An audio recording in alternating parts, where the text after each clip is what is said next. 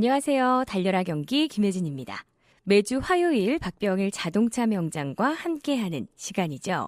우리가 이 주유소에서 넣는 기름에는 여러 가지 이 불순물들이 섞여 있는 경우가 많습니다. 연료에 이런 불순물들을 연료장치 내에서 제거하는 장치가 있는데요. 바로 엔진 연료 필터입니다. 이 디젤 차량의 경우에는 반드시 이 연료 필터를 주기적으로 좀 교체를 해줘야 한다고 하는데요. 오늘 달려라 경기에서 이 연료 필터를 관리하는 방법에 대해서 좀 자세히 살펴볼까 합니다. 박병일 자동차 명장과 함께하겠습니다. 안녕하세요. 네, 안녕하세요.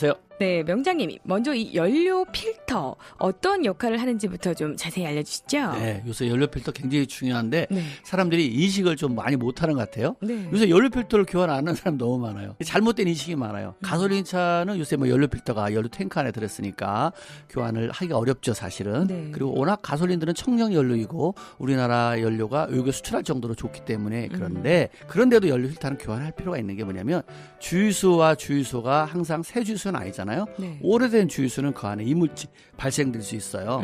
그러다 보니까 이제 디젤차도 마찬가지예요. 그러면 찌꺼기가 만들어지잖아요. 네. 연료는 청정으로 만드는데 이동하는 과정에서 주유하는 과정에서 이물질이 들어갈 수 있어요. 그런 이물질이 들어가게 되면 연료 인젝터를 막게 되고 네. 고압 펌프를 문제가 일으킬 수 있어요.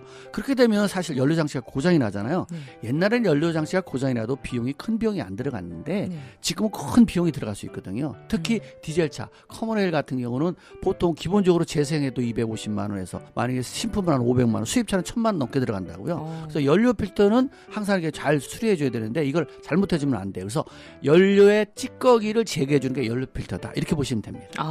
아까 디젤 엔진, 가솔린 엔진 연료 필터가 좀 다르다고 하셨는데 어떤 차이가 있는 건가요? 네, 가솔린은 아무래도 입자가 아무래도 좀 곱잖아요. 그래서 연료 필터가 굉장히 고와요. 그런데 디젤차 같은 건 점도 차이가 있거든요. 그래서 가솔린 차 같은 경우는 연료 필터를 교환하지 않아도 고장 나봐야 까짓 거 인젝터만 교환하면 돼요. 그렇기 때문에 돈이 별로 안 들어가는데 네. 디젤차는 연료 필터를 3만 킬로마다 교환해주지 않으면 결론적으로 그 안에 찌꺼기들이 인젝터를 맞게 되고 고압범을 맞게 되면 고비용이 들어간다는 거예요. 그래서 이제 꼭 디젤차는 3만 킬로마다 교환해줘야 되고 원래 가솔린차도 2만에서 3만 교환해줘야 되는데 요새는 굳이 안 교환해도 망가져봐야 연료 인젝터만 교환하면 되니까 간단한데 디젤차는 아니다는 사실 잊지 마셔야 됩니다. 네, 그럼 연료 필터를 3만 킬로에 한 번씩 교환한다고요? 네, 만약에 3만 킬로 안 하게 되면 이제 특히 어떻게 되면 겨울에 가다가 서요. 추우면 갑자기 출력이 떨어지면 쓰게 되는 거예요. 그때는 비용도 많이 들어가고 애를 먹잖아요. 그래서 그걸 이제 옛날에 운전하시는 분, 옛날에 디젤차 하는 사람은 아이고 시동안 걸리면 연료 필터만 갈면 돼. 그건 옛날 방식. 불안자 타입은 그랬어요. 그 상식을 지금까지 커머레일 엔진에 적용하시는 분들이 계셔요.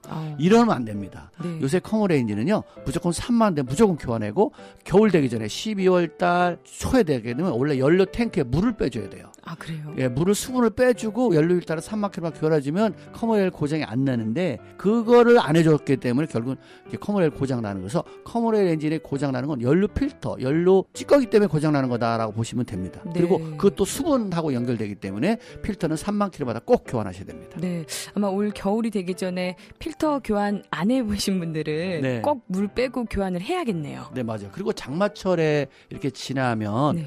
차가 오래된 차 같은 경우는 연료 탱크 주입구에서 그런데 구멍이 뚫린 차들이 있어요. 그래요? 그래서 이제 물이 들어가는 수가 있어요. 그렇기 때문에 평상시보다 만약에 그 엔진 경고등이 들어오거나 아니면 출력이 좀 떨어진다든가 이럴 때는 아무래도 시동성이 안 좋다든가 엔진 시동을 하는데 엔진 상태가 별로 안 좋다면 연료에 수분이 낄 확률도 있기 때문에 가서 꼭 점검해 보셔야 됩니다. 그렇군요.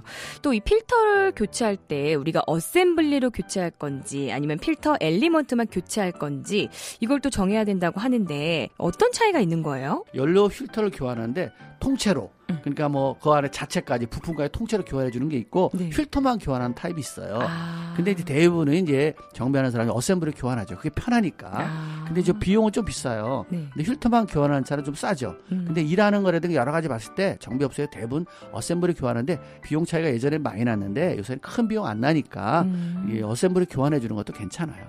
그렇군요. 오늘 또 좋은 정보 고맙습니다. 네, 감사합니다. 세계 속의 경기도 협찬 달려라 경기 지금까지 진행의 김혜진이었습니다. 고맙습니다.